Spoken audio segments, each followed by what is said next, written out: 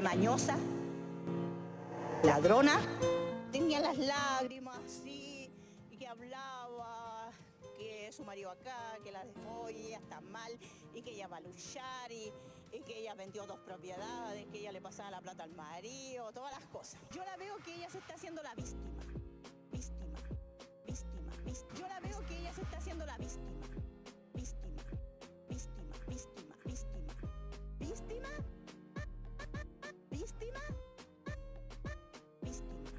víctima, víctima, víctima, víctima, cocodrilo, víctima,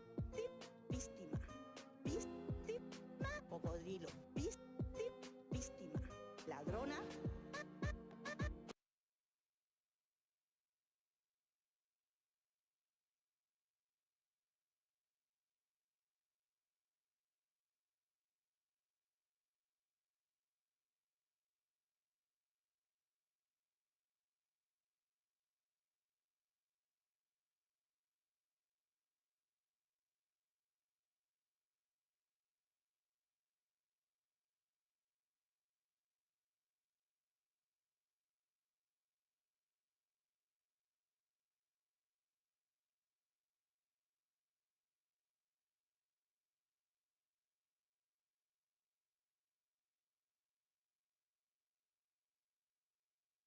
Mañosa, víctima.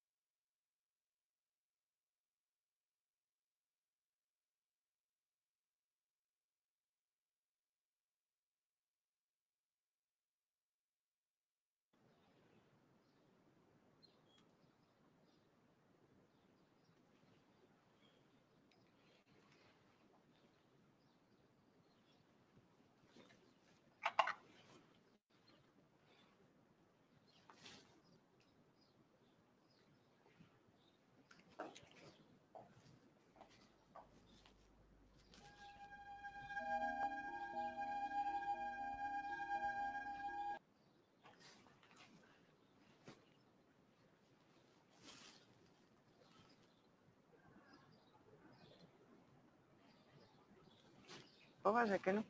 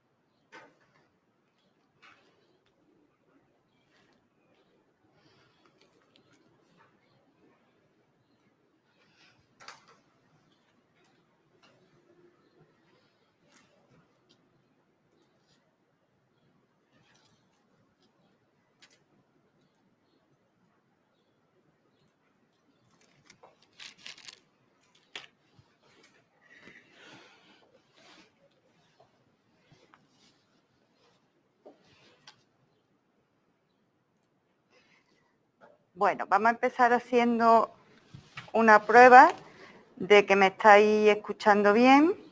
Los que estáis en casa, los que estáis aquí, entiendo que también. Los que estáis aquí vamos a encender la luz, ¿os parece?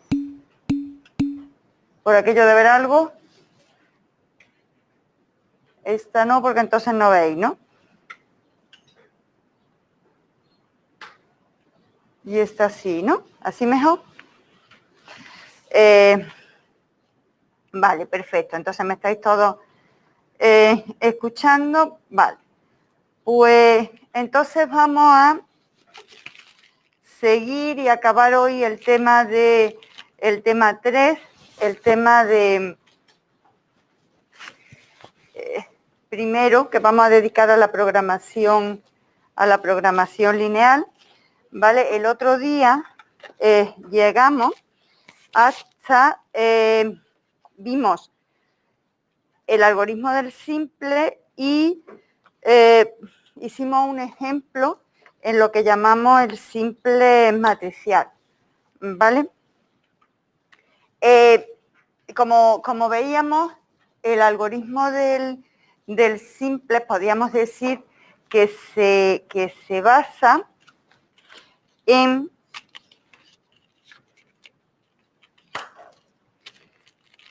podemos decir que el algoritmo del simple lo basamos en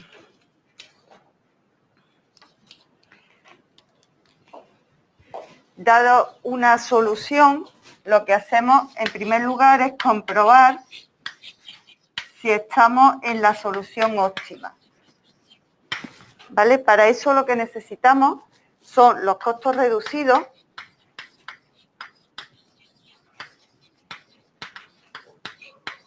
¿vale? Que, bueno, pues venían dados por esto. Después, en el caso de que no fuera óptima, lo que había que hacer era buscar otra solución básica factible con mejor valor de la función objetivo. Para eso lo que calculábamos era lo que llamábamos el X gorro, que era igual a X barra más lambda por un cierto vector en el que teníamos menos I sub k partido por E sub k, sabiendo que I sub k es B menos 1 por A super k. ¿Vale? Fijaos que tanto en un caso como en el otro, la información que necesitamos es esto. Es el producto de la base, de la inversa de la base multiplicadas por las columnas no básicas. Eso lleva a utilizar el simple en formato tabla de esta manera. Fijaos que la tabla del simple no es más que coger la matriz A y multiplicarla por B a la menos 1. Si cogéis la matriz A y la multiplicáis por B a la menos 1, donde estaba la base, ahora os queda la identidad, donde estaban las columnas básicas, ahora os queda la identidad, y donde estaban las columnas no básicas, ahora lo que os queda es B menos 1 por N. ¿Vale? O dicho de otra manera, lo que os quedan son los I sub j. Entonces, el primer paso de lo que allí hemos escrito,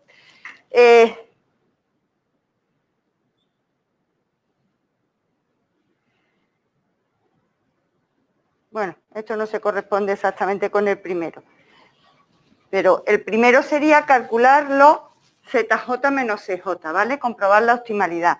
Comprobar la optimalidad, pues sería ir haciendo el vector este, de aquí arriba, que son los costos no básicos, menos el vector este de aquí, que son los costos básicos, por los correspondientes I sub IJ, ¿vale?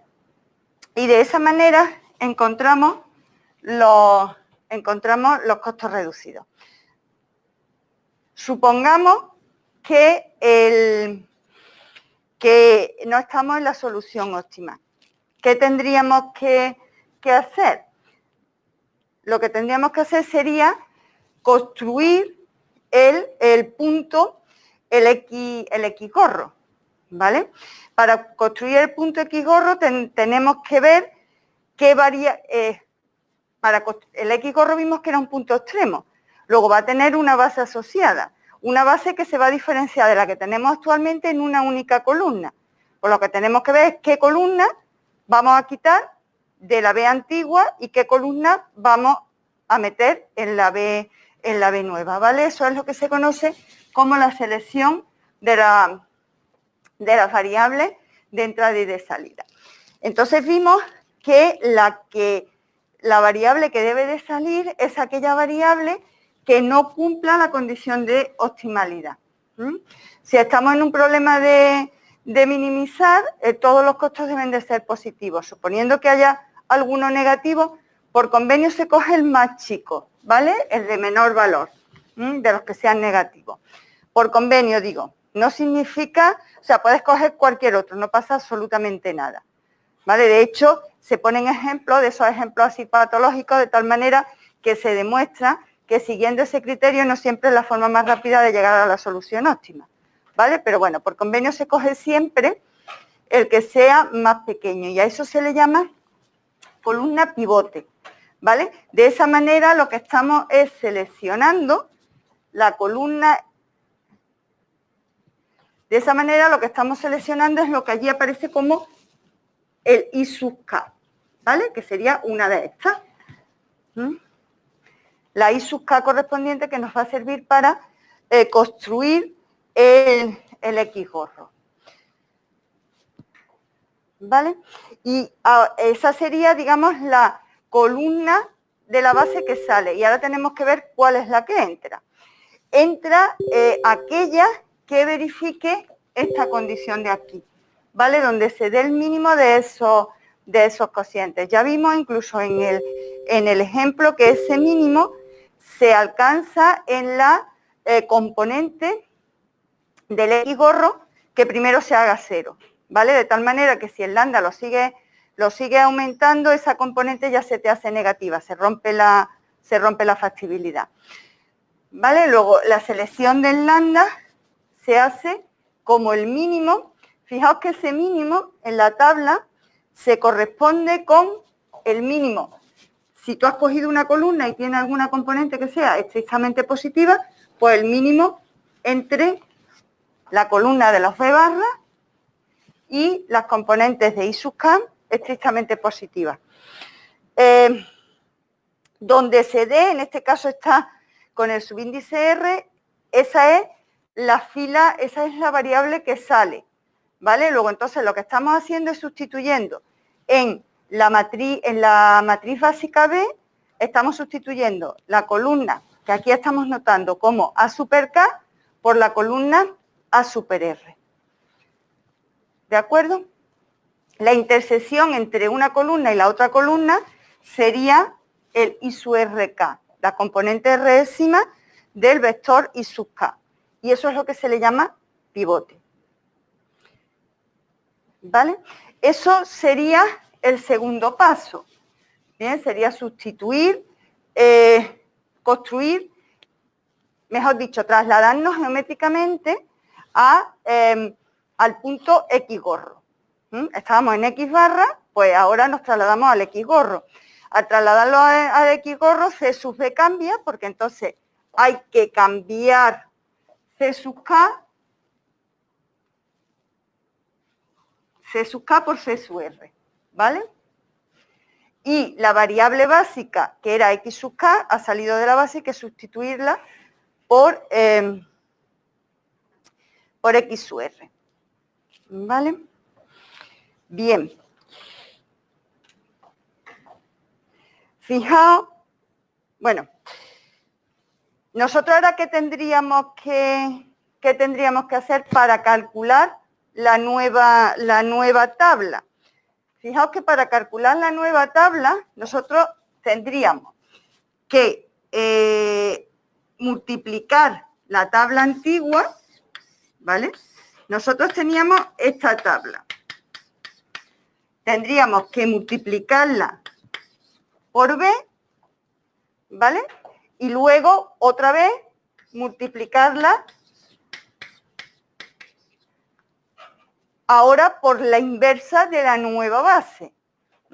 De tal manera que la tabla que ahora tengamos, pues tendrá la identidad debajo, como siempre, de las variables básicas, y ahora aquí volveremos a tener otra vez la inversa de la base multiplicada por n. ¿Vale? Eso es lo que se llama pivotar.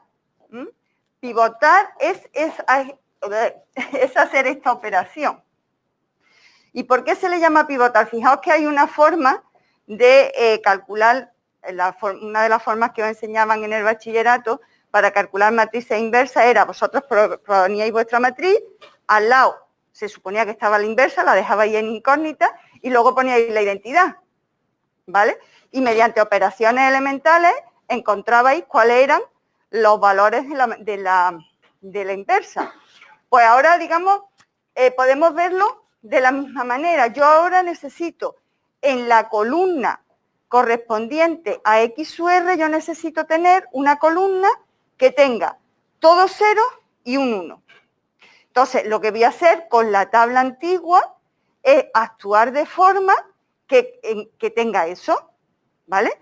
Que la columna correspondiente al I sub K tenga todo cero, ¿vale? Y el I sub K, la X sub K es la que entraba. Luego, por lo tanto, la columna correspondiente a I sub K tiene que tener todo cero y un 1 en I sub RK.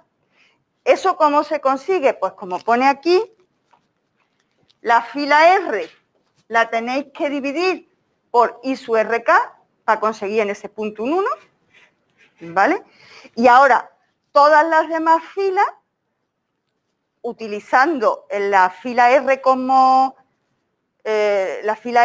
pivote, mediante operaciones elementales, tenéis que conseguir que todas las demás componentes del I sub K sean 0, ¿vale? Sumando y restando la fila pivote multiplicada por algún coeficiente. ¿De acuerdo? Vale. Bueno, pues eso es como se pasa de una tabla a otra tabla. Fijaos, la nota 3 interesante, que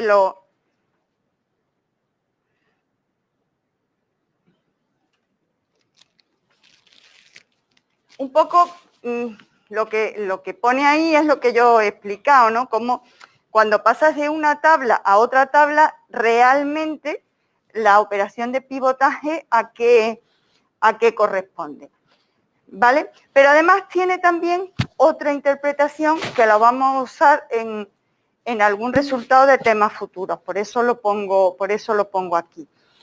Fijaos, los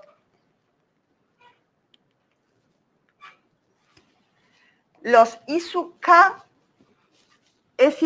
estaban definidos como B menos 1 por A super K. Luego, por lo tanto, A sub K es igual a B por I sub K. Fijaos que eso equivale a B es una base. Luego, lo que estáis haciendo es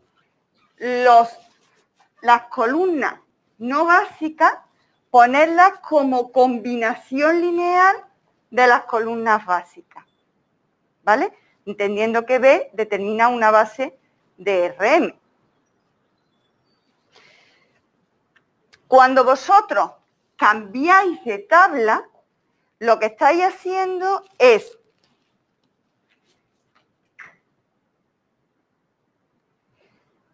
pasando de una base formada por esa M columnas a otra base formada por estas columnas.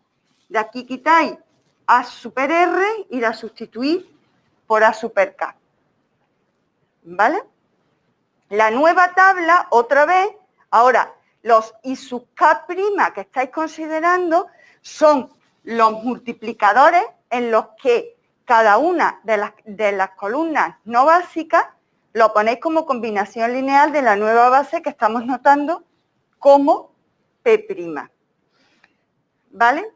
Luego, por lo tanto, pivotar sobre el elemento I sub RK supone encontrar los nuevos coeficientes que expresan las columnas no básicas como combinación lineal de la nueva base.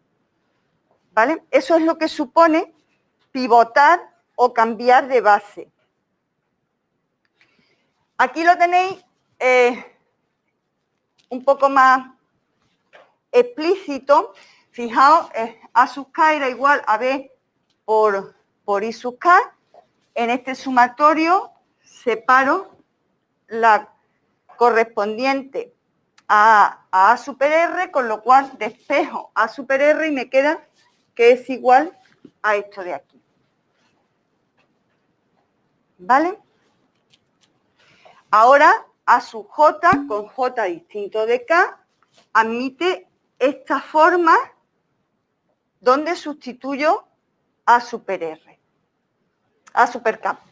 A super R, perdón, que la tengo aquí. ¿Vale? Y entonces me queda que cada componente no básica ahora la expreso a partir de la nueva base, donde los nuevos coeficientes se calculan de esta manera. Los de la fila que estoy utilizando como pivote, los nuevos coeficientes son los que tenía partidos por I sub RK. Y los de las filas que no son pivote, que no son los correspondientes a la fila pivote, pues son I sub IJ menos I sub IK partido I sub, de que ahí no lo veo, I sub IK partido por I sub RK por I sub RJ. ¿Vale? Esto lo único que indica es cómo habéis encontrado el movimiento de pivotar, como lo habéis hecho. ¿Vale? De forma explícita. Y lo pongo ahí y lo recuadro porque en algún momento voy a necesitarlo. ¿Vale? Entonces os diré, esto, utilizando la expresión de lo I sub IJ', etcétera, etcétera. ¿Vale? Bien. Vamos a hacer el ejercicio, el ejemplo del otro día, que lo hicimos en forma matricial, lo voy a hacer con la tabla. ¿Vale?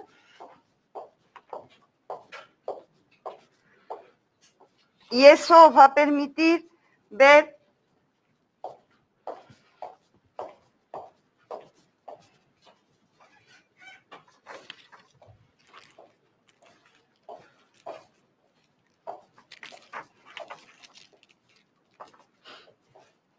teníamos el ejemplo del otro día, era minimizar X1 menos 3X2 sujeto a menos X1 más 2 X2 más X3 igual a 6, X1 más X2 más X4 igual a 5. ¿Vale? Empezábamos en una solución que era la 0065. Es decir, B era igual a A3, A4, que coincide con la matriz identidad y coincide con B a la menos 1. ¿Vale?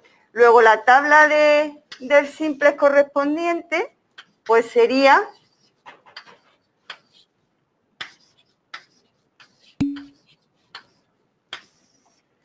fijaos que sería multiplicar la matriz A por la identidad, que se queda tal cual. Profesora, la identidad se queda tal cual. Y aquí tendríamos X3, X4, los costos básicos que son 0, 0, y aquí arriba pues pondríamos el vector de costos. A la hora de calcular los costos reducidos, pues entonces tendríamos que hacer costo no básico, que es 1, menos el producto 0 por menos 1 más 0 por 1, o sea, 1.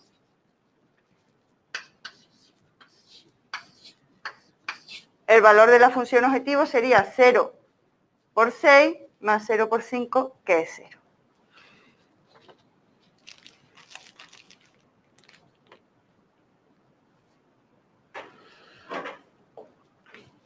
¿Vale?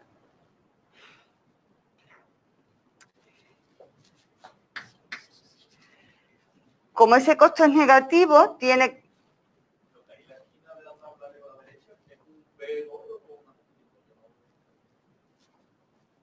¿Dónde? ¿Esto? Ah, B barra. Como ese costo no me está indicando que no estoy en la solución óptima, pues entonces eso significa que va a entrar X2. Y ahora tengo que ver quién sale. Para ver quién sale, tendría que calcular el mínimo entre 6 partido por 2 y 5 partido por 1. Fijaos, esto es lo que el otro día teníamos como I sub 2. Como todas las componentes de I sub 2 son positivas, pues entonces hay que calcular el lambda como el mínimo entre B barra partido por I sub 2 entero. ¿Vale? Esto indica que sale X sub 3. Que sería este de aquí. Y entonces tendríamos que pivotar sobre el 2. Al pivotar sobre el 2 significa que la primera fila hay que dividirla por 2, ¿vale? Y ahora, aquí tengo que hacer un 0. Luego lo que tengo que hacer es, a la segunda fila, le tengo que restar la primera fila dividida por 2, ¿vale? Luego entonces sería 1 más 1 medio, 1 menos 1, 0 menos 1 medio, 1 menos 0, 5 menos 3, ¿vale? Ya he calculado la nueva, para terminar de calcular la nueva tabla, pues entonces pongo ahora quiénes serían las básicas, actualizo los costos básicos y esa sería la nueva tabla. ¿Vale? Fijaos que ahora estoy en un punto que sería el X gorro, que sería 0,302. Lo voy a calcular a ver si estoy en el óptimo. Para eso tengo que calcular los costos reducidos, que sería 1 menos 3 medios. ¿Vale? Que me queda 1 medio. Este que vale 0, este que vale 0, y este me quedaría 0 más 3 medios.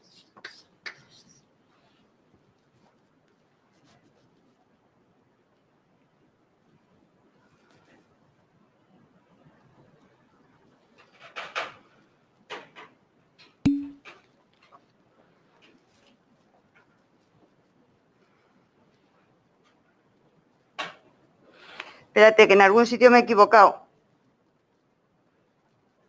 Porque llega muy pronto ya la solución óptima. Ah, claro, porque esto es menos 1, menos 1 medio. ¿Vale? 1, lo he dicho bien, 1 menos 3 medios es menos 1 medio. ¿Vale? Luego, esta variable tiene que entrar entre X1 y ahora tengo que ver quién sale. Fijaos que aquí no hay opción. Aquí necesariamente tiene que salir X sub 4 porque es la única componente de I sub 1. Esto es lo que ahora sería I sub 1. Es la única componente que es positiva. Y tendría que pivotar sobre 3 medios. Pivotar sobre 3 medios significa que la segunda fila la tengo que multiplicar por 3 medios. Entonces me quedaría 1, 0 No, la tengo que multiplicar por 2/3. ¿Vale? Menos 1/3, 0, 4/3.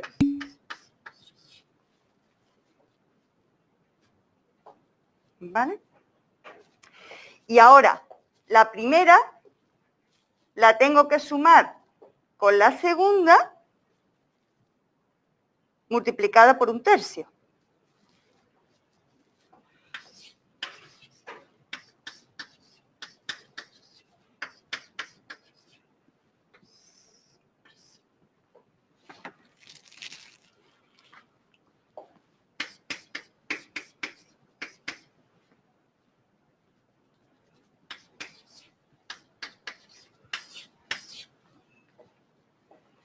¿Vale? Bueno, pues ahora calculáis los costos reducidos, que quedarían 0 más 1 menos 1/3, que me queda menos 4/3.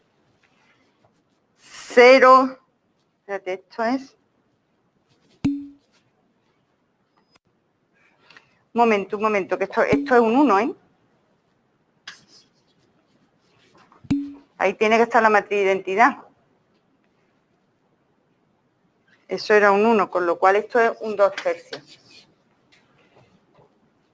Y esto de aquí abajo es menos 1/3. Y el valor de la función objetivo es menos 5/3.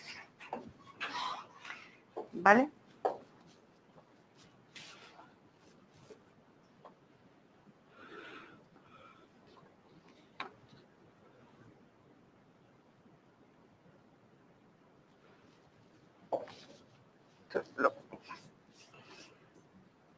Este es el valor de la función objetivo, es menos 9, y esto era menos 29/3.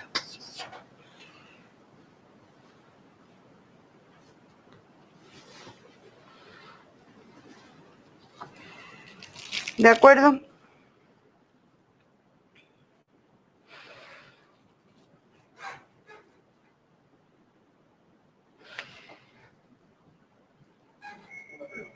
Dime.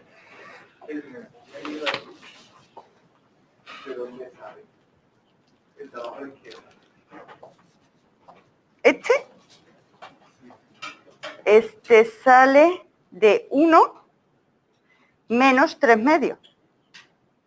Menos por menos es más. 1 menos 3/2. ¿Vale?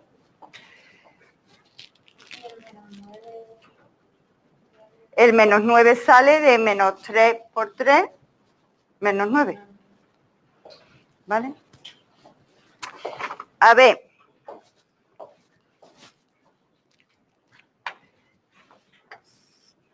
Nota, observaciones así más o menos interesantes. Fijaos, bueno, voy a seguir casi aquí. Sí. Fijaos si la matriz A empezamos con una base, o si, dicho de otra manera, si la matriz A contiene una submatriz en cada tabla, debajo de donde estuviera esa submatriz, ¿qué es lo que os va apareciendo?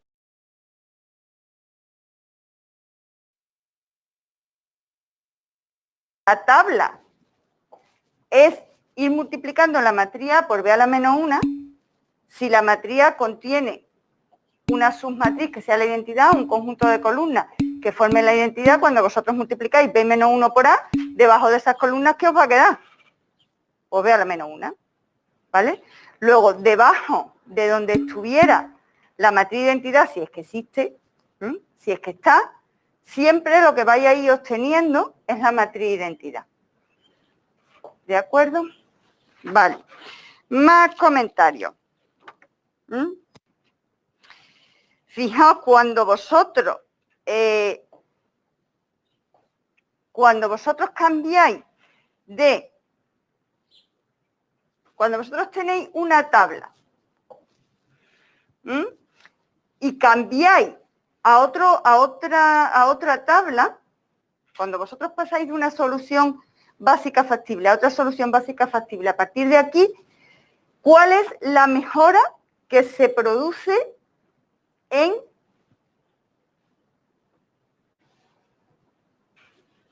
a ver.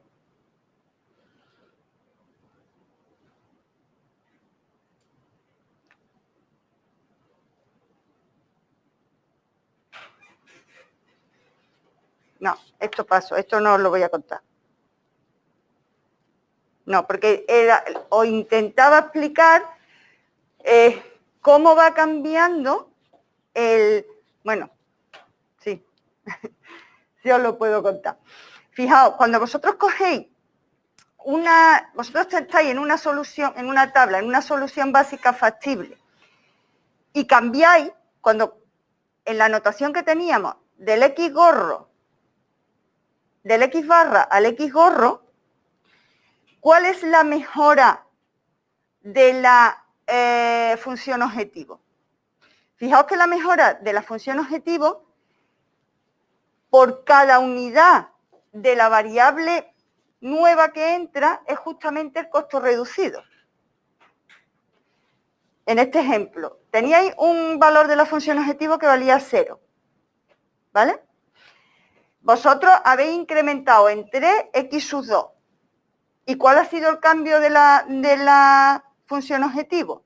Menos 9, ¿vale? Que justamente ha sido lo que habéis incrementado en la variable que entra por su costo reducido. Luego, los costos reducidos en cada tabla me van dando cuál sería el incremento. En este caso, como es minimizar, sería el decremento o decrecimiento de la función objetivo por cada unidad de la variable que entra. ¿Vale? Vale. Más cosas. Más cosas que contaron. Ya está. Bueno, pues con eso, digamos, hemos acabado el algoritmo del simple suponiendo que estamos en una solución básica factible que llamábamos X barra. Ahora, la cuestión es, ¿y cómo llego a X barra? ¿Tengo que ir probando? ¿Vale? Hay veces que es relativamente fácil, si nosotros tenemos un problema escrito en forma canónica, como tienes que introducir variables de holgura, pues entonces es relativamente fácil encontrar una solución básica inicial, que es la que le corresponde, la que está formada por las variables de holgura y que le corresponde a una submatriz que sea la identidad. Pero eso no es siempre tan inmediato. Bueno, pues vamos a ver ahora procedimientos para encontrar una solución básica factible inicial. Dicho de otra manera, lo que en el apartado anterior decíamos, sea X barra una solución básica factible. ¿Vale? Pues en este segundo apartado lo que nos vamos a plantear es, vamos a encontrar X barra. Cuando, insisto, no aparece de forma inmediata, utilizando como variables básicas las variables de holgura. Vale. Como pone aquí, esta descomposición en una matriz básica y una matriz no básica no siempre es inmediata. Una forma es introduciendo lo que se conocen como variables artificiales. Tú sustituyes el conjunto factible, este era el conjunto factible de mi problema, lo que hace es que mete una variable artificial por cada una de las restricciones que tenga. Es decir, metes m variables artificiales. Pero ahora tienes garantizado que la submatriz de las variables artificiales te forman la identidad. al formarte la identidad ya tienes una matriz básica, con además B-1 inmediata, ella misma. ¿De acuerdo? ¿Vale?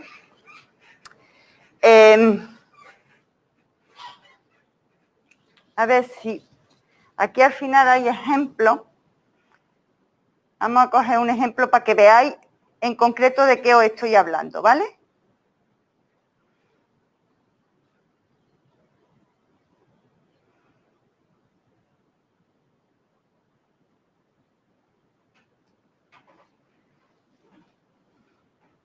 Imaginad ese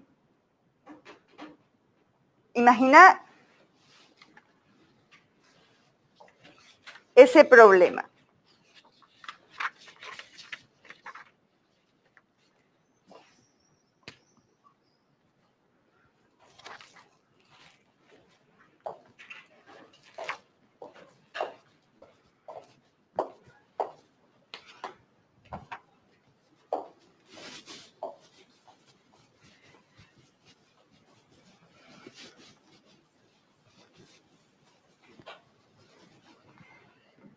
Fijaos, ese problema tiene como matriz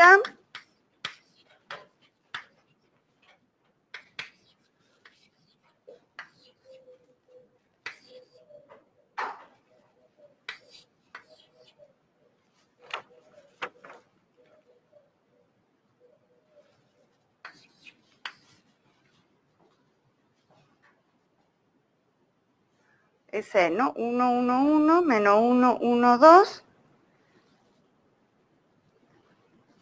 Y, espérate que me queda una.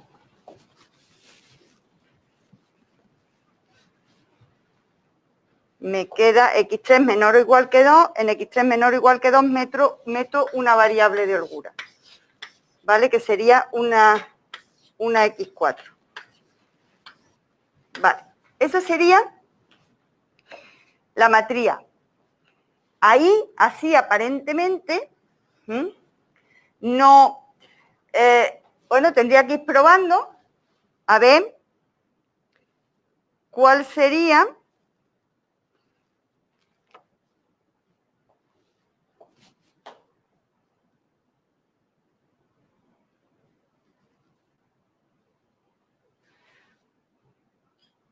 una matriz, una solución inicial, ¿vale? Fijaos, la forma de meter las variables artificiales sería esta.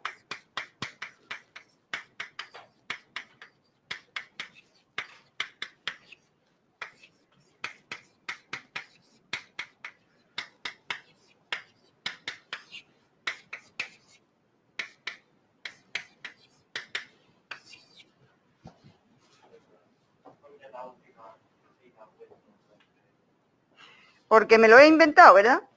Claro, porque queda... Me lo he inventado totalmente. Quedan 0, 0, 1, 1.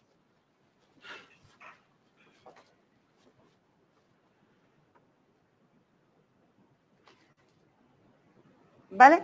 Esto es lo que yo estaba contando de que se sustituye por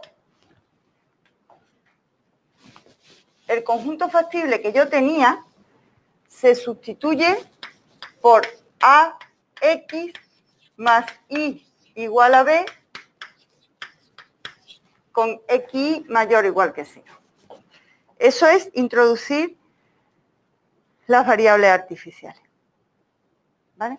Fijaos que ahora la matriz pues sería la que yo tenía, pero además pues tengo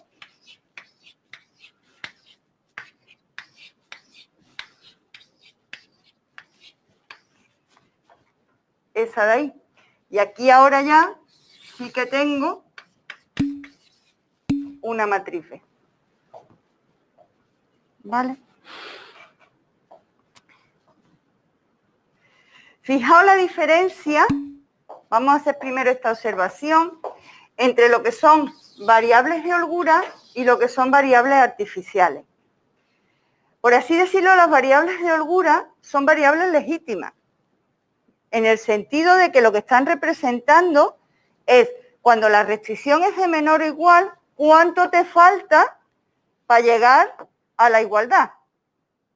Luego, ¿es una información o es una variable que es propia del problema, frente a las variables artificiales que, como su propio nombre indica, son eso, son variables artificiales. De hecho, fijaos,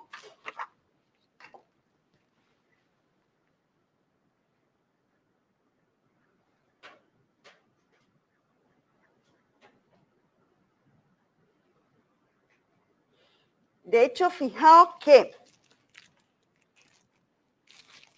si este es mi problema, mi conjunto factible original,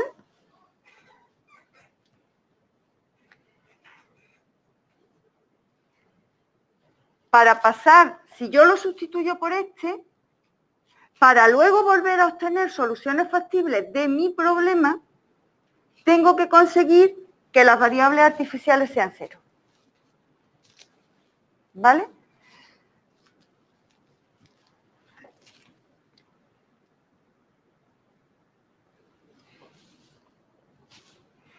Es decir, solo tendré puntos factibles de mi problema cuando en el problema modificado las variables artificiales sean cero.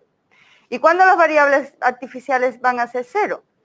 Cuando, como yo siempre voy a estar trabajando con soluciones básicas, factibles, las soluciones básicas factibles, las componentes no básicas son cero.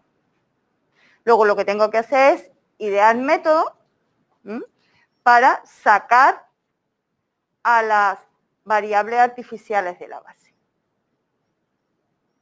¿De acuerdo? Luego, entonces, ¿cómo vamos a encontrar soluciones básicas factibles iniciales? Pues, si con las variables de holgura me vale, perfecto. Si no me vale con las variables de holgura, o para unas restricciones sí, para otras no, como el ejemplo que os he puesto, pues entonces introduzco variables artificiales porque yo sé que el punto donde x, los puntos con x igual a 0 y igual a b, eso es un punto extremo del nuevo conjunto factible. ¿Vale? Fijaos que eso va a ser una solución básica no factible y tengo que hacerla factible. ¿Y cómo tengo que hacerla factible? Pues sacando las variables artificiales de la base, en definitiva que valgan 0. Y eso lo voy a hacer por dos métodos, el método de la m grande, o bueno, por cualquiera de los siguientes métodos, el método de la m grande o el método de las dos fases. Vamos a ver cómo sería el método de la m grande. En el método de la m grande lo que hacemos es el problema original, le cambiamos, como ya hemos visto, el conjunto factible. Pero también le cambiamos la función objetivo. La función objetivo la cambiamos por esta otra función, donde aquí lo que tengo es la suma de las variables artificiales multiplicadas por una cierta m. M muy grande. Esto que es una penalización a las variables artificiales. Entonces, el propio algoritmo del simple, por la cuenta que le trae, como las variables artificiales son positivas, esto va a ser positivo. La m es positiva, pues esto va a ser positivo. Entonces, el propio algoritmo del simple, como lo que está haciendo es minimizar, va a ir buscando otras soluciones básicas, factibles para este problema, pero donde las componentes y las variables artificiales valgan 0. ¿Vale? Porque el propio mecanismo del algoritmo del simple va a hacer que las variables artificiales y salgan de la base. Porque esto siempre es positivo. ¿Vale? Esta función objetivo siempre va a ser más grande que esta suma de aquí. ¿De acuerdo? Vale. Entonces, ¿qué puede pasar cuando yo resuelva este problema? Yo resuelvo ese problema y encuentro la solución óptima. Si encontráis la solución óptima y las variables artificiales, alguna variable artificial es distinta de 0, entonces es que el problema original es infactible. ¿Por qué?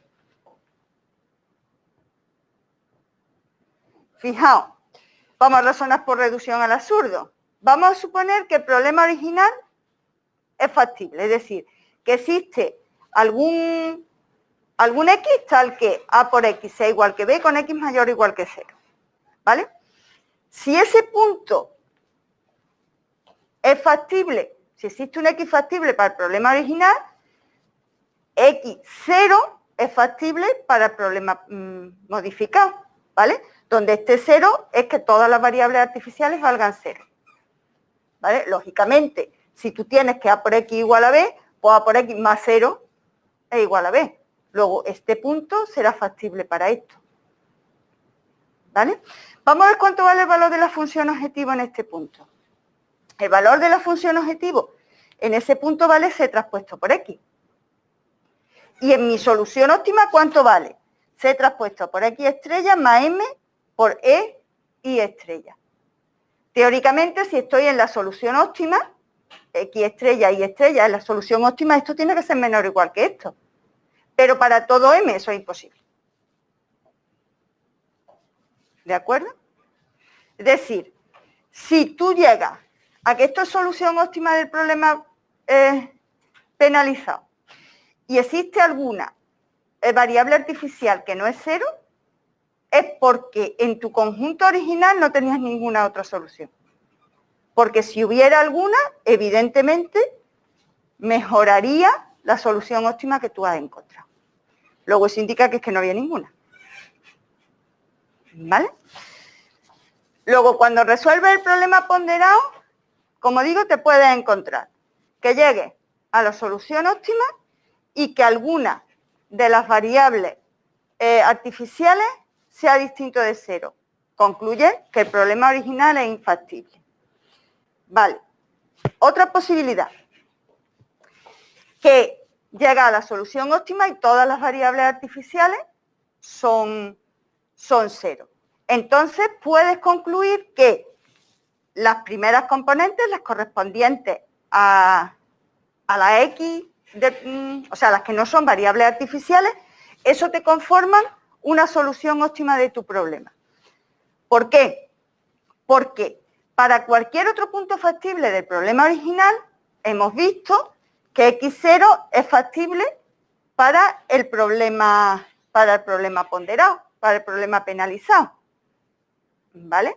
Pero como X estrella 0 es la solución óptima del problema penalizado, tiene que darse esto de aquí. Bueno, esto es 0 y esto es 0, ¿qué estás diciendo? Que para cualquier punto factible del problema original, C traspuesta por X estrella es menor o igual que C traspuesta por X. Eso es la definición de solución óptima. ¿De acuerdo? Vale. Más casuística.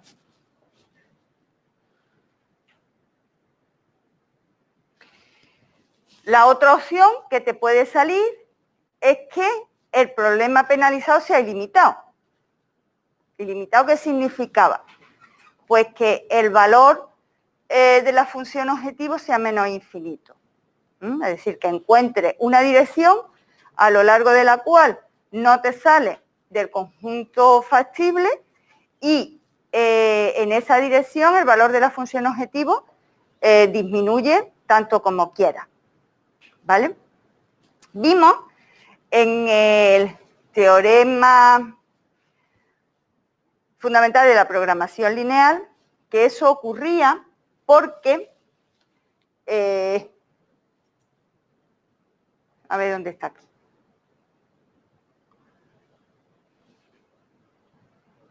Que eso ocurría, no,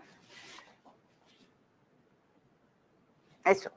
Por el teorema veíamos que entonces eso ocurría, que era ilimitado cuando existía una dirección extrema de su 1, digamos, son las componentes correspondientes D sub 2 son las componentes correspondientes a las variables artificiales, ¿vale? Y D sub 1, pues las que no. Entonces tenemos una dirección extrema, que va a ser un vector, con D mayor o igual que 0, de tal manera que es dirección extrema de este conjunto. Fijaos que este conjunto es el conjunto factible del problema penalizado, ¿vale? Y que verifica que C traspuesta por, bueno, C traspuesta, en este caso, la función objetivo por ese vector es estrictamente menor que 0, ¿vale? Esta es la condición necesaria y suficiente del teorema fundamental de la programación lineal. ¿Bien? Pero fijaos que para que eso se dé, como D sub 2 es mayor o igual que 0, y aquí lo que estáis haciendo es sumando componentes mayores o iguales que 0, para que esto permanezca por debajo de 0 con m suficientemente grande, es porque D sub 2 vale 0. Todo ese vector tiene que valer 0. Todas las componentes estas de aquí tienen que valer 0, porque si no, esta condición no puede darse, es imposible.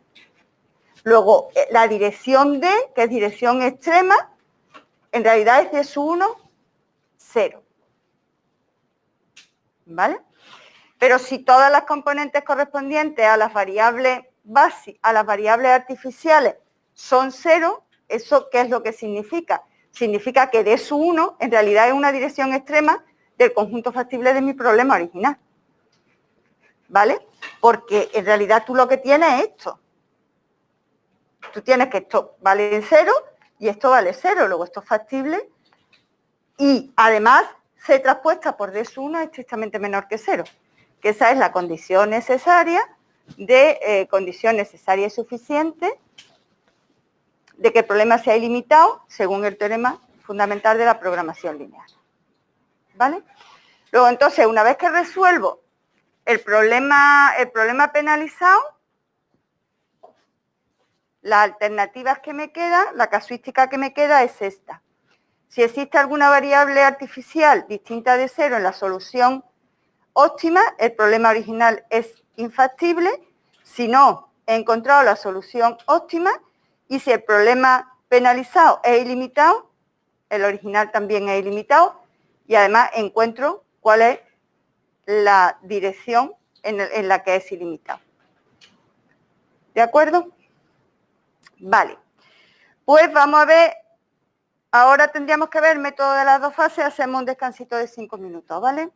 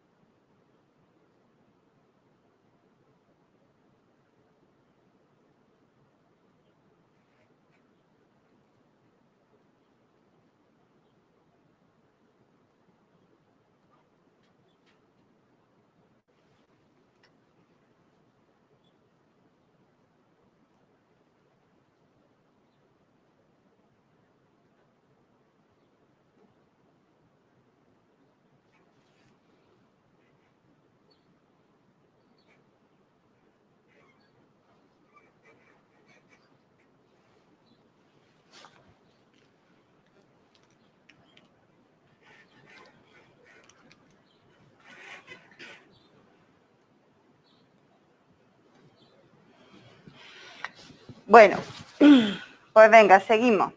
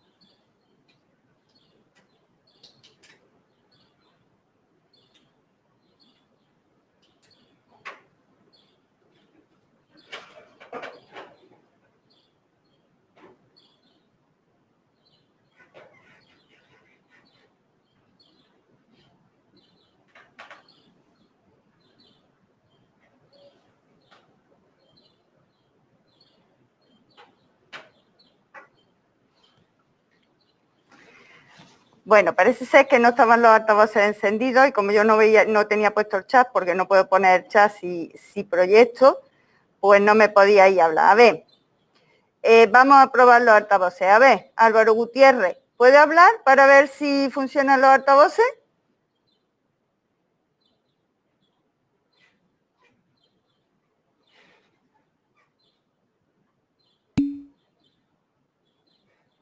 Vale, ¿puede hablar alguien para ver si funcionan? Hola.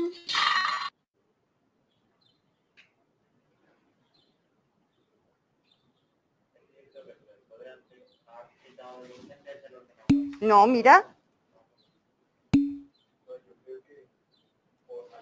Ya le he dado. Ya lo he encendido.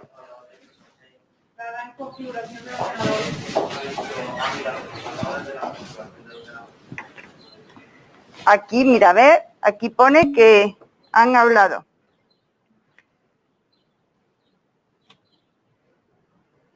¿Y por qué hizo semejante cosa? ¿Y no podía bajarle la voz? Pues yo no sé conectar los altavoces.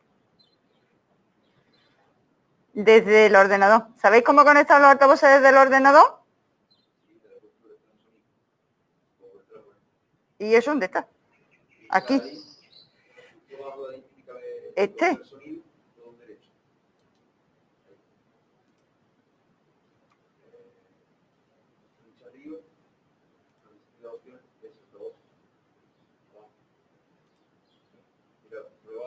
Venga, habla ahora.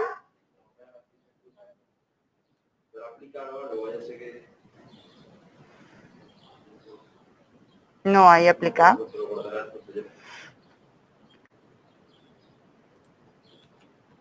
A ver, ¿alguien puede hablar para probarlo?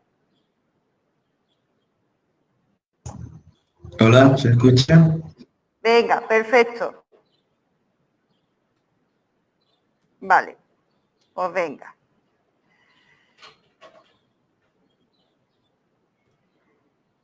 Seguimos entonces, los que estáis en casa.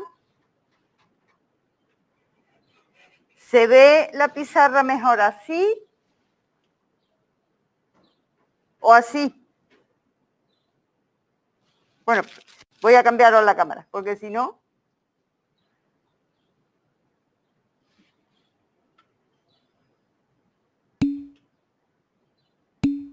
Encendido, apagada. ¿Y vosotros que estáis aquí lo veis? ¿Sí? Vale, pues venga, apagamos. Vuelvo a darle al cañón, ¿vale? Así que ahora, cuando queráis decirme algo, por favor, por los altavoces, ¿vale?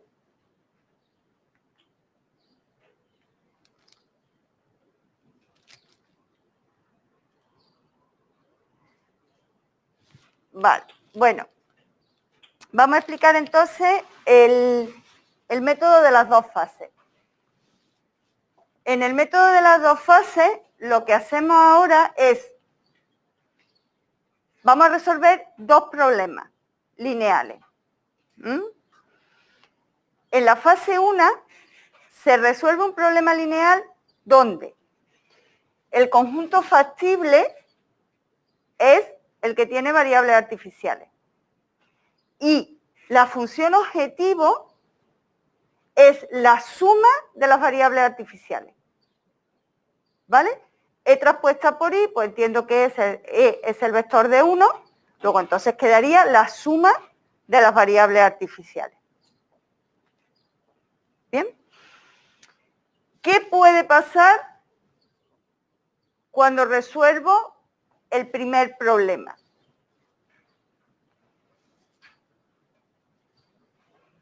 Fijaos, en este problema, cualquier solución básica, cualquier solución factible del problema original, completada con 0, es factible para este problema. Y el valor objetivo en esas soluciones es 0. Luego, si el problema original es factible, este problema necesariamente tiene solución óptima finita igual a 0. ¿Vale? Por tanto, si obtengo en este problema una solución tal que el valor objetivo no sea 0, eso será porque habrá alguna variable artificial que sea distinta de 0. Es que entonces el problema original es infactible. ¿Vale? Porque si lo fuera, necesariamente, por la explicación que acabo de dar, este problema tiene que tener solución óptima finita y con valor objetivo óptimo 0.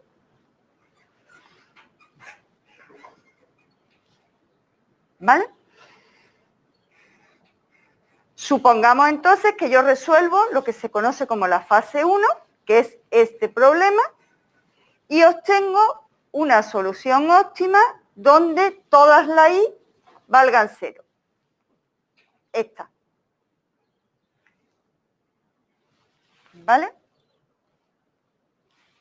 Eso no significa que la X estrella sea solución del problema original, porque fijaos que yo aquí la función objetivo original no la estoy teniendo en cuenta. ¿Vale? Lo único que significa es que la X estrella es solución básica factible para ese problema original. Luego he encontrado una solución básica factible inicial. Luego, en el método de las dos fases, cuando resuelvo la primera fase, concluyo que el problema original es infactible. Si obtengo una solución que no tenga todas las componentes artificiales iguales a 0, o sé que las componentes que no son de las variables artificiales me determinan una solución básica factible del problema original. ¿Vale? Esos son los dos resultados de la fase 1. ¿Qué es lo que hago entonces? Pues entonces vuelvo a mi problema original. Fijaos que este es mi problema original, donde tomo como me olvido ya de las variables artificiales, ya las he eliminado, aquí ya no hay variables artificiales, y parto de X estrella. Sería el X barra que yo llevo arrastrando desde el principio del algoritmo del simple. ¿De acuerdo? ¿Vale? ¿Cómo se actúa en la tabla?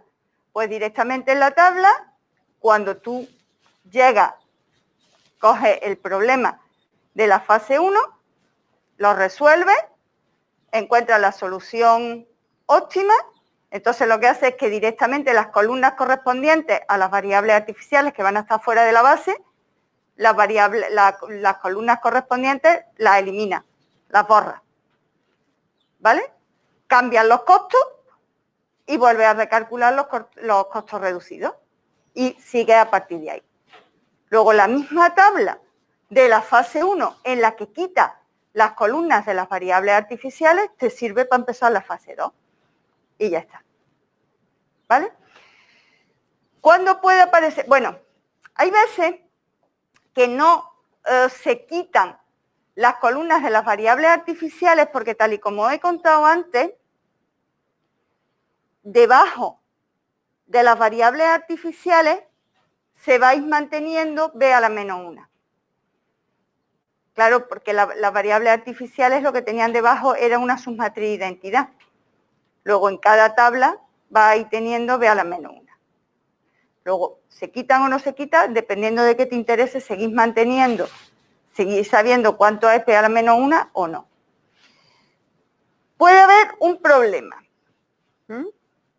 El problema que puede existir, fijaos que puede ocurrir que cuando tú resuelves este problema, todas las variables artificiales valgan 0, pero no todas estén fuera de la base. ¿Eso puede darse? Claro. Ese es el caso de las soluciones degeneradas. Si la fase 1 termina con una solución degenerada, eso no te indica que el problema original sea infactible, porque las variables artificiales valen 0. El problema es que tiene una variable artificial dentro de la base. ¿Qué hace? Pues hay dos alternativas.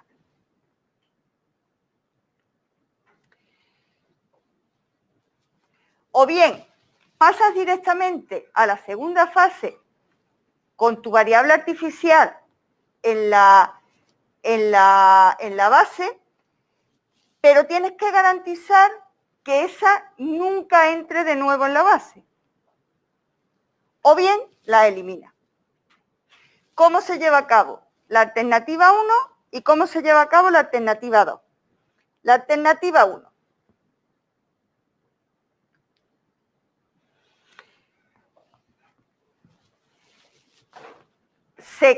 Teniendo la tabla, pues tú lo que haces es que coges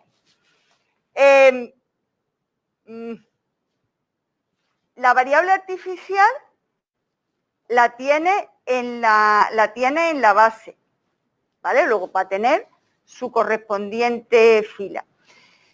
Decides, como has calculado los costos reducidos, que hay una X sub J no básica que tiene que entrar en la base. Si el I sub RK correspondiente, ¿vale? Si la componente correspondiente de la fila de la variable artificial es mayor que 0, lo que hace es que pivotas sobre ese elemento. Fuerzas a que la tabla te lleve a otra solución básica factible donde esté X sub J y la variable artificial esté fuera. La base sigue siendo la misma en este caso, porque entra otra, pero todo es 0. Claro, no. Lo que obtienes la misma es la solución básica factible, pero la base no. ¿Vale? Has cambiado de columna de matriz básica, pero sigue en la misma solución básica factible. Es que ahí está la historia. Porque de esa manera, como el B sub I correspondiente vale 0, tú no has cambiado el valor no has cambiado la solución básica factible. X sub J valía 0 y va a seguir valiendo 0, pero has cambiado de base. Y entonces ya puedes seguir con el algoritmo del simple. Digamos, has forzado a que la variable artificial salga de la base. No cambia el valor de la función objetivo, no cambia nada, pero ya la tienes fuera de la base. ¿Qué puede pasar? Pues que no puedas pivotar. ¿Vale? Bueno, si es menor que 0, también lo fuerza. Aunque nosotros nunca pivotemos sobre elementos negativos, pero como el B sub I correspondiente es 0, nunca se va a hacer infactible por ahí. Luego, por lo tanto, también pivota. El único caso es cuando es 0. Cuando es 0 no lo puedes pivotar, porque tú el 0 en 1 no lo puedes convertir de ninguna de las maneras. ¿Vale? Luego, como no lo puedes convertir en ninguna de las maneras, lo que haces es que si es 0, puede entrar X sub J y salir cualquier otra variable, ya que la variable artificial seguirá a nivel 0, por lo que no se va a romper la factibilidad. ¿Vale? La sigues dejando en la base y a ver si puede ser que en la siguiente la saques. ¿De acuerdo? Vale. Porque como valía 0, siempre va a seguir valiendo 0. Fíjate que esa fila tú no la vas a tocar porque ya tiene un 0 donde tú querías. Pero si es menor que 0, puede ser que se rompa la factibilidad. ¿Cómo? Si es menor que 0, el ISUK correspondiente no se rompería la factibilidad. No, porque el B sub I vale 0. Ah, claro. El mínimo es 0. Claro, exactamente. Y la siguiente alternativa, ¿vale? Esa es una forma de actuar. Creo que hay ejemplos, tenéis en los ejercicios ejemplos donde, no sé si lo hacéis de las dos maneras, pero se da este caso y se plantea las dos formas de actuar. La otra forma, la alternativa 2, era no pasar a la fase 2 y eliminar la variable artificial, ¿vale?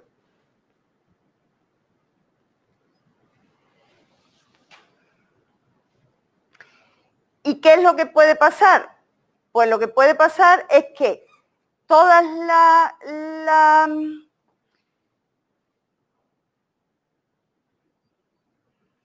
lo que hace es actuar como antes, de tal manera que todas las variables artificiales las saques de la base. El caso en el que puede ocurrir es que toda la fila correspondiente a las variables artificiales sean 0. Entonces no tienes ninguna variable que pueda entrar para que eche fuera a la variable artificial correspondiente. ¿Vale? Vamos a retomar nuestro ejemplo. Mira, en el ejemplo ese de ahí,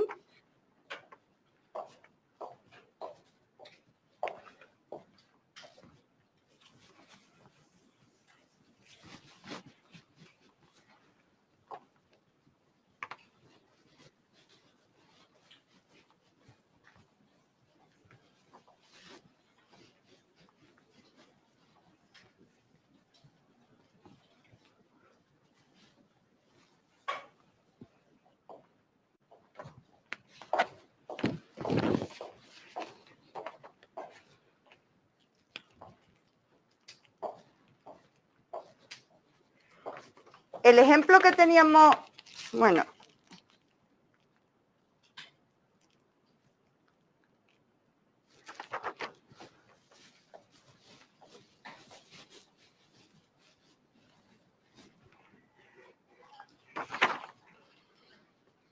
teníamos el problema modificado, ¿vale? Era con función objetivo esta de aquí.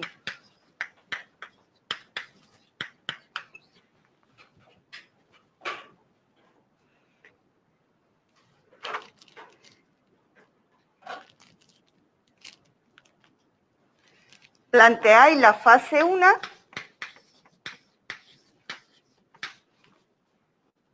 donde la función objetivo sería minimizar I sub 1 más I sub 2 más I sub 3. ¿Vale? La tabla inicial queda la siguiente.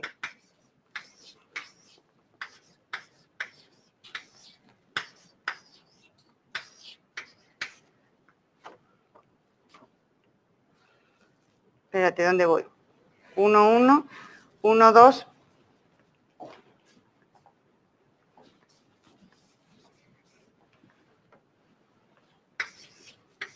Tres, 1.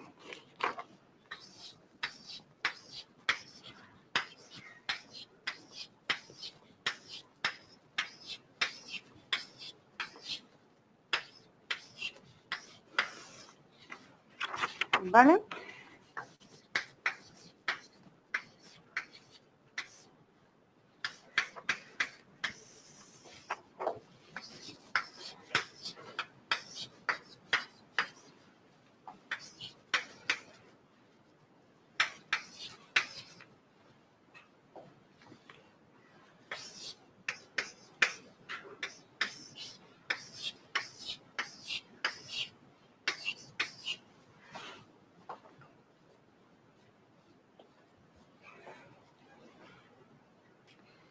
¿Vale? Esa sería la tabla inicial de la fase 1.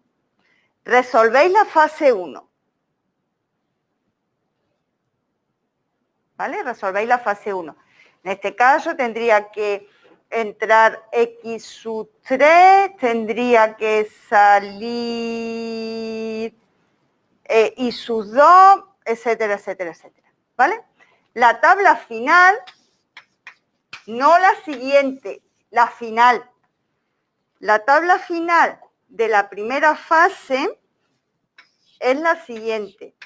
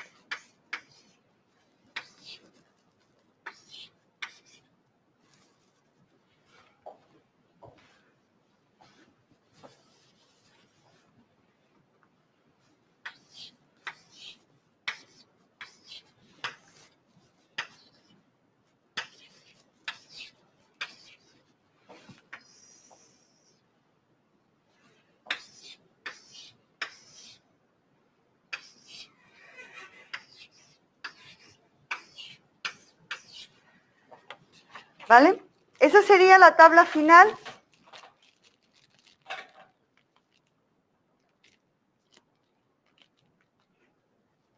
Esa sería la tabla final de la primera fase. A las variables voy a poner, estos serían x2, x3 y sub 3, x1. ¿Vale? Fijaos que esta columna, esta y esta, son las que se corresponden con I sub 1 y sub 2, que están fuera. Bueno, el valor óptimo de la primera fase es 0 y todas las variables artificiales en la primera fase valen 0, porque x sub 3 está en la base, pero va de 0. ¿Vale? Esta y esta las puedo quitar sin problema. ¿Y qué hago con I sub 3? La segunda alternativa me diría, coge las variables que no sean básicas y pivota de tal manera que entre cualquiera. Pero es que no puedo. ¿Por qué? Porque es que todo esto es 0. ¿Vale? Todo eso es 0. No puedo pivotar sobre ninguna. Ese es el problema que puede pasar con esta alternativa. Y fijaos que eso pasa porque si miráis en las restricciones, la I sub 3 se corresponde con la variable artificial de una restricción que es redundante. La tercera restricción es la suma de las dos primeras. ¿Vale? La suma de estas dos me da esa. Luego, cuando hay una restricción redundante, como veis, lo de la presencia de las restricciones redundantes es por donde siempre puede hacer agua el algoritmo del simple. ¿De acuerdo? Bueno, pues con todo eso, ya sí que podemos enunciar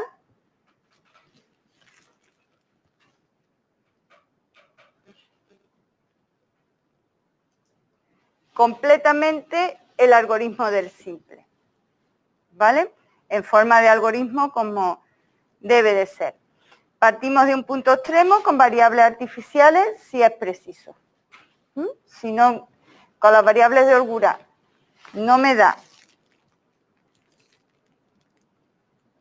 Si con las variables de holgura no tengo solución inicial, pues echo mano de las variables artificiales y resuelvo por el método de la M grande o por el método de las dos fases. Ya estoy en una solución básica factible. Compruebo si es el óptimo y estas son las condiciones para comprobar si es óptimo. En el caso de minimizar y en el caso de maximizar. Si lo es y existen variables artificiales, pues ya sé que el problema es infactible. Y si son cero, pues ya puedo pasar al paso 2. El paso 2 es que estoy en la solución óptima. Si existe algún costo reducido que sea cero, pues ya sé que tengo múltiple. Y que es todo el segmento que la une, es solución óptima.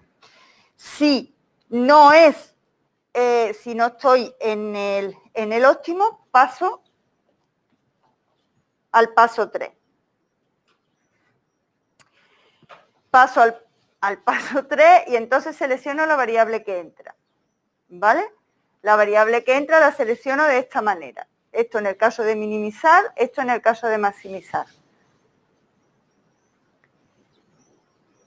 Si la columna correspondiente en la tabla a esa variable que tiene que entrar es toda menor o igual que 0, tengo una solución óptima no acotada. Y aquella de allí es la dirección a lo largo de la cual tengo la no acotación. Si existe alguna componente de esa columna que sea estrictamente mayor que 0, pues entonces calculo este lambda y paso a otro punto cuyas componentes vienen aquí expresadas. ¿De acuerdo? La variable que entra toma este valor, la variable que sale, lógicamente, vale 0. Bien, y este es el cambio en el resto de las variables. En el resto de las componentes, vamos. Y vuelvo otra vez. ¿De acuerdo? Bueno.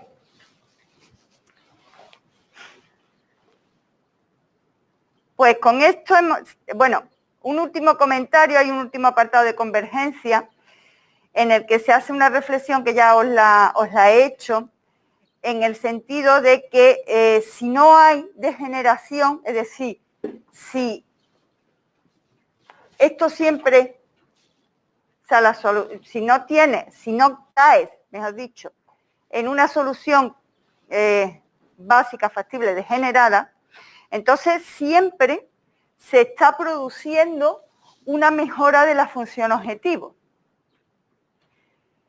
Eso evidentemente es un proceso finito, porque si tú tienes un número finito de puntos extremos, pues como mucho le va a dar la vuelta entera al conjunto, pero está claro que por muy lejos que esté va a llegar.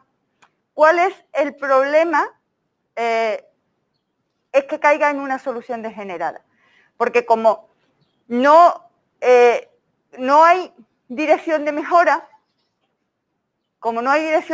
pues puede entrar en un bucle. Es lo que se llama un ciclado. ¿Vale? Porque pasa de un punto a otro punto que siempre es el mismo, es lo que estábamos hablando antes. Cambias de base, pero no cambias de punto. Y además no hay ningún cambio en la función objetivo. Con lo cual, el algoritmo del simple puede entrar en ciclado y ese es el caso en el que no converge. O el número que tenga en ese caso. Claro. ¿O sería 0 menos? No, eso es en este caso de las variables artificiales. Pero fíjate que si tú, no tiene por qué ser la fila de 0, sino si tú caes si la solución es degenerada, como el lambda te sale 0, tú nunca cambias cambia de una base B a una base B'. Pero el valor de la función objetivo es la misma. Bueno, pero eso puede ser que también sea múltiple, ¿no? Puede dar un objetivo, ¿no? Sí, pero cuando hay múltiples, tú cambias de punto. Las componentes del punto son distintas, ¿vale? Cuando hay múltiples, lo que es cero es el costo reducido correspondiente. No hay cambio en el valor de la función objetivo, pero las componentes sí cambian. Lo que pasa es que cambian unas por otras y entonces pues, el valor objetivo es el mismo. Pero en el caso de las soluciones degeneradas, el problema es que tú sacas una variable con b barra de su i barra igual a 0 y metes otra con b su i barra igual a 0. ¿Vale? Si tú piensas en el x gorro, como el lambda vale 0, no te estás moviendo del mismo punto. Aunque cambie, entonces como no hay ningún movimiento, pues lo que entra en un ciclo. ¿Vale? Bueno, pues ese es el caso, como digo, en que el algoritmo del simple puede fallar. En todos los demás acaba en un número finito de iteraciones. Grande, pero finito. Para acabar el tema, tenéis ahí hecho una serie de ejemplos, ¿vale? Muy detalladitos. En el que, bueno, pues están resueltos paso a paso, son ejercicios muy simples, ejemplos muy simples, yo creo que lo deberíais de mirar, ¿vale? No lo vamos a hacer aquí porque está muy detallado y os vendría bien mirarlo antes de que se pongan a hacer problemas, porque los problemas son más complicados. Van a salir cosas más complicadas, entonces por lo menos que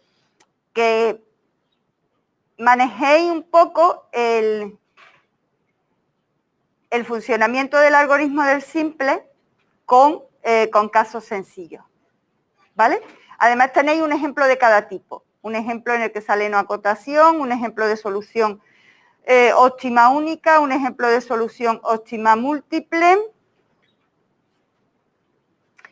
tenéis variables artificiales resueltas por la m grande y tenéis variables, pues la de las dos fases no he hecho ninguna, no he puesto ninguna. Pero bueno, mira, el último lo podéis hacer vosotros por las dos fases y lógicamente os tiene que dar igual, como debe ser. ¿De acuerdo? ¿Vale? Bien, perfecto. Pues con esto hemos acabado el tema 3. Y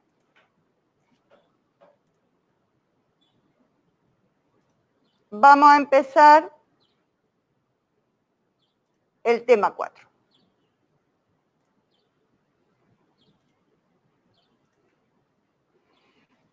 Vale.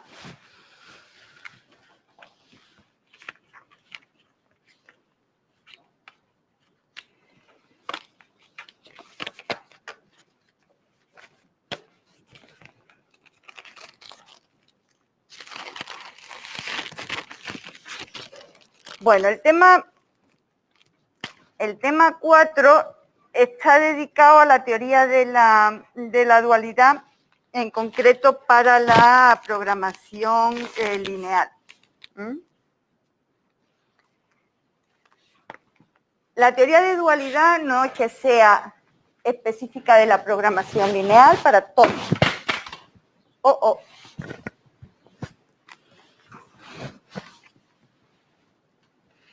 Para todos los problemas de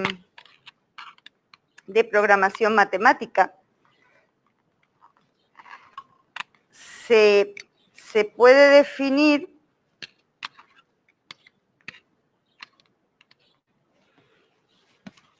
creo que ya me he cargado el chismete. Se puede definir un problema dual, ¿vale? Lo bueno de un problema dual, o la importancia que va a tener un problema dual, es que te va a permitir resolver tu problema original directamente desde tu problema o resolverlo utilizando su dual. ¿De acuerdo? En ese proceso, en el que pues se obtienen resultados bastante interesantes, ¿vale? Que los vamos viendo a lo largo de este tema. la dualidad tiene implicaciones o se pueden extraer conclusiones de tipo económico, ¿vale? Hay algunos resultados que ya veréis, ¿no? Lo que llamaremos los precios sombra y demás, pues que, bueno, tiene su interpretación desde el punto de vista económico. Hay veces que dependiendo de la relación número de variables, número de restricciones, pues resulta mucho más eficiente resolver el problema dual que resolver el problema primal. Y como os digo, el problema dual tiene la ventaja de que te permite resolver el problema original, digamos, no resolver el problema original, sino resolver su problema dual y que obtenga la solución óptima del primero, ¿vale? Luego hay veces que es más eficiente resolver el problema dual que el problema original. De cualquier forma, también vamos a ver que aunque no llegue a la solución óptima del problema original, el problema dual siempre aporta cotas de los valores objetivos del problema original, ¿vale? Cualquier solución, aunque no sea la óptima, del problema dual, te va dando cotas del valor objetivo óptimo del primal. Y luego, ¿por qué sí que tiene o dónde radica la importancia fundamental de la dualidad lineal? Y aquí sí que esto es en concreto para la dualidad lineal. Pues esto de aquí te permite realizar un análisis de posoptimalidad. Tú resuelves un problema, encuentras la solución óptima y por lo que sea cambias los datos originales del problema. ¿Tienes que volver a resolverlo? No. ¿Vale? O sea, a partir de la dualidad te permite estudiar, una vez que has resuelto el problema, cómo cambiaría la solución si tú cambias los datos originales. Eso lleva también a lo que se conoce como un análisis de sensibilidad, en el sentido de hasta cuánto puede cambiar los costos para que mi solución siga siendo óptima. ¿Hasta cuándo pueden cambiar los recursos para que mi solución siga siendo óptima? ¿Qué pasa si introduzco una nueva variable? ¿Qué pasa si introduzco una nueva restricción? ¿Vale? Es decir, te permite plantearte o analizar la sensibilidad de la solución óptima que tú has obtenido, como digo, la sensibilidad de la solución óptima a cambios en el problema. ¿Vale? Eso te permite, pues desde un punto de vista económico, saber cuánto puedes mover los precios de determinados productos de tal manera que la solución siga siendo óptima. ¿De acuerdo? Y te permite decir, ¿y si cambia tanto este precio, cómo cambia la solución óptima? Lo que se conoce como un análisis de posoptimalidad. Y eso, sin duda, es la importancia fundamental de la dualidad lineal. Ese análisis de sensibilidad y análisis de posoptimalidad en otras dualidades no funciona. Para otros problemas no funciona, pero para el lineal sí. ¿Vale? Bueno, pues entonces vamos a definir el problema dual, después vamos a ver los teoremas fundamentales de dualidad, vamos a ver el algoritmo del simplex dual, ¿vale? Esto es lo que yo os digo de que puedes resolver el problema por el simple o por el simplex dual. Te da esa alternativa. Y por último veremos el análisis de sensibilidad y posoptimalidad. Vamos a empezar entonces definiendo el problema dual.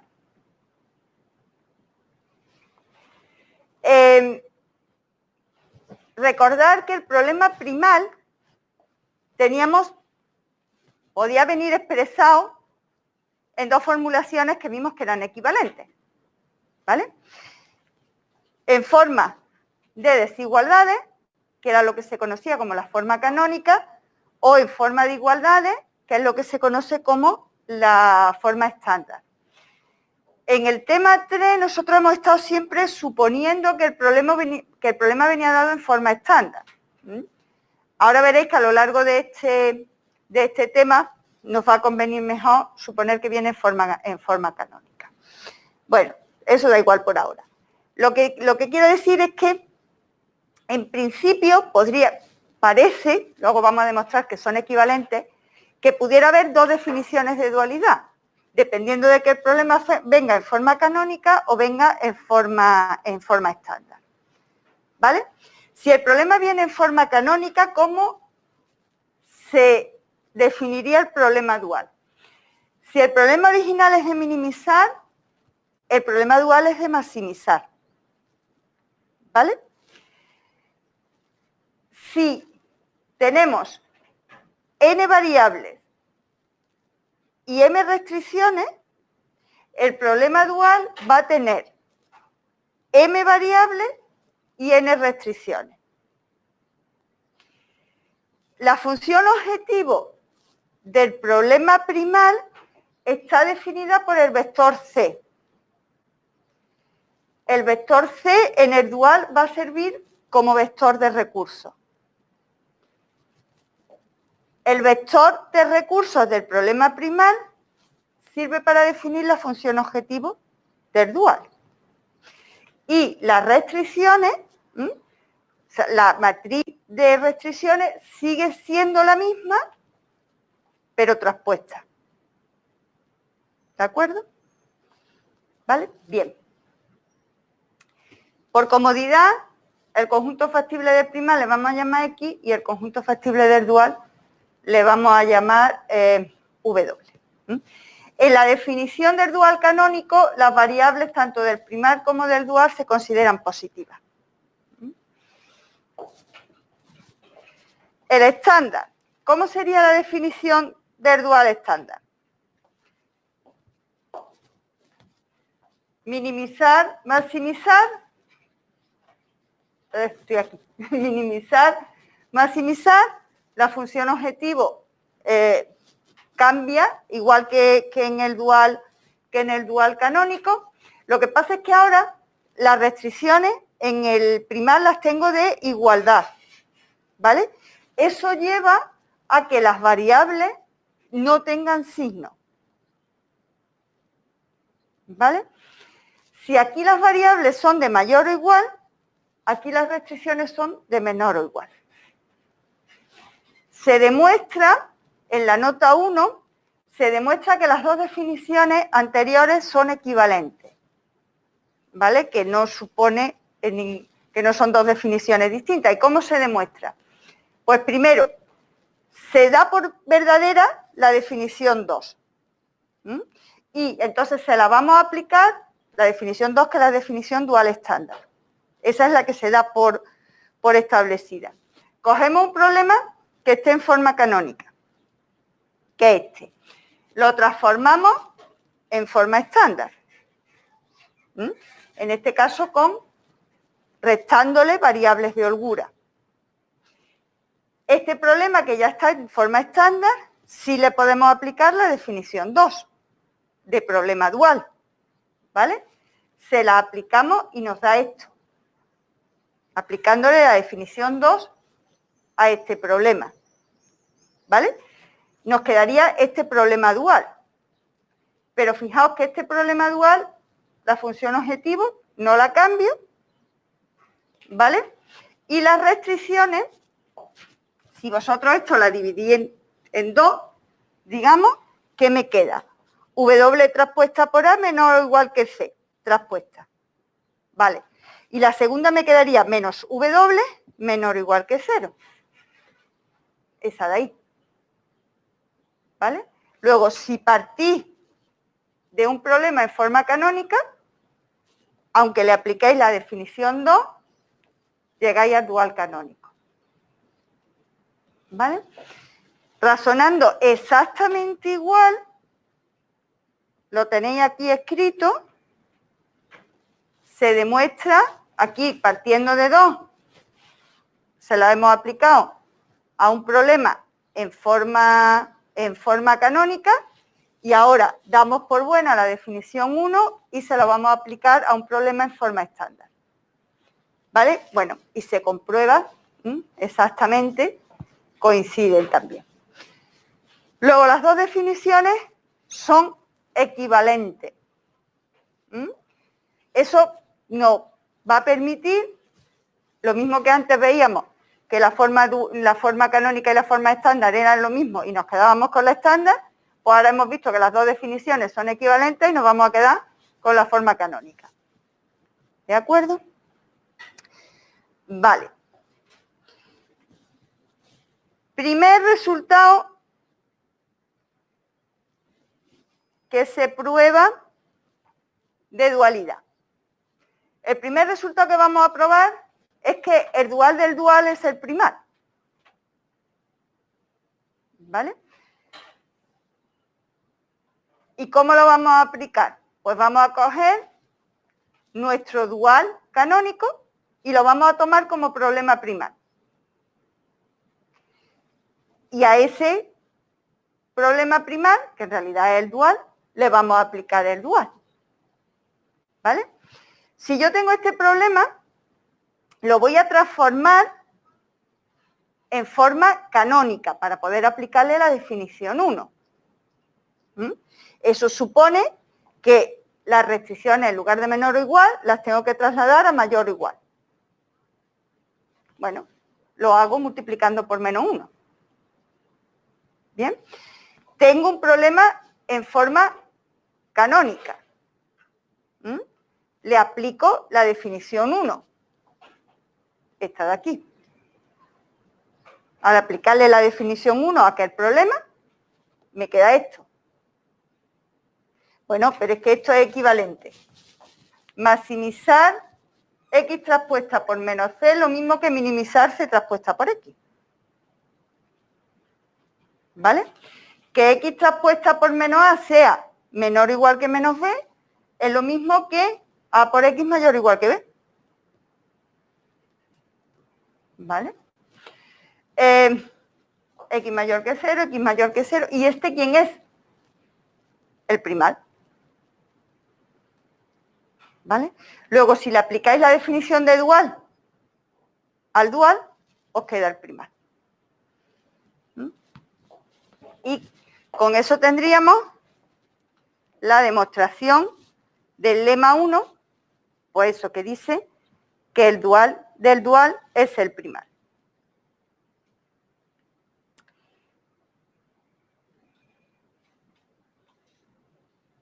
Bueno, hay problemas en los que tenemos distintos tipos de restricciones y distintos tipos de restricciones en cuanto al signo. ¿Tenéis clase ahora? No, ¿no? Ya no. Bueno, entonces acabó esto. Podemos tener diferentes restricciones, podemos tener restricciones de diferente tipo, mayor o igual, menor o igual o iguales, y podemos tener diferentes restricciones en cuanto al signo de las variables. Mayor o igual, menor o igual y sin restricciones de signo. ¿Vale? Es decir, sería mezclar las dos definiciones de dualidad. Supongamos que tenemos un problema que ni está en forma canónica ni está en forma estándar, sino que tenemos una mezcla de las dos cosas. ¿Cómo se construiría el problema primal? El problema dual, perdón. Fijaos que esto consistiría en decide para dónde te lo quieres llevar. ¿Qué lo quieres llevar a forma estándar? Pues tendrás que utilizar variables de holgura y hacer cambios en estas variables. Te lo llevas a forma estándar y le aplicas la definición del dual estándar. ¿Vale? ¿Que lo quieres en forma canónica? ¿Vale? Pues a esta le cambias el signo y esta la conviertes en dos restricciones. ¿Vale? Y esta, pues lo mismo que hemos hecho antes. Y ahora le aplicas la definición de dualidad canónica.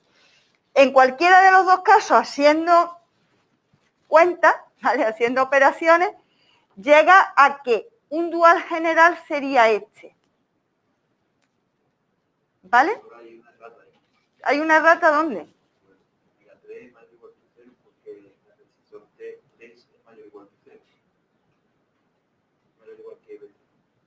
Me he perdido, ¿dónde? Omega 3 es sin restricción de signo, porque esto viene de una restricción que es en forma de igualdad. No, esto es un igual. Mayor o igual, menor o igual, igual. ¿Vale? Entonces, pues bueno, si tú tienes un problema de minimizar, las restricciones de mayor o igual se transforman en variables de mayor o igual. Las restricciones de menor o igual se transforman en variables menor o igual. Y las restricciones de igualdad se transforman en variables sin restricción de signo.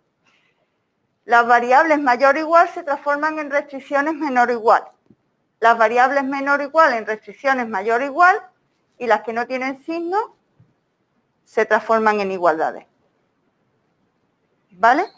Todos esos cambios en una tablita, pues esa que tenéis ahí.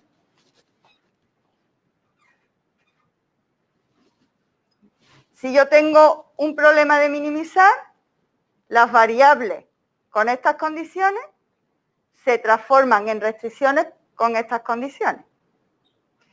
Si tengo, y las restricciones que son así, se transforman en variables que son así. Y si el problema es de maximizar, pues vas para el otro lado. ¿Vale? Luego, todas las posibilidades para construir el problema dual de cualquier problema primal la tenéis. O lo miráis así, en forma matricial, o lo miráis así en forma mnemotécnica. ¿Vale? Y abajo pues tenéis un ejemplo. Fijaos, tenemos un problema de maximizar. 8 y 3 pasan a ser el vector de recursos. ¿Vale? Y 2 y menos 4 pasa a ser el vector de costos. El problema era de maximizar, se convierte en un problema de minimizar. ¿Vale? Y siguiendo la tabla de arriba, como tengo un problema de maximizar, estoy en este lado. Como tengo un problema de maximizar, la restricción de mayor o igual se transforma en una variable menor o igual. La restricción de igualdad se transforma en una variable sin restricciones. Las variables menor o igual se transforman en restricciones menor o igual y la variable mayor o igual en restricciones mayor o igual. ¿De acuerdo? ¿Vale? Bueno, y de esa manera, pues, se construye el problema dual de cualquier problema primal con cualquier mezcla de restricciones y de variables. ¿De acuerdo? ¿Vale? Bueno, pues dejamos entonces el primer apartado de dualidad listo y ya el próximo lunes pues daremos los teoremas fundamentales de dualidad.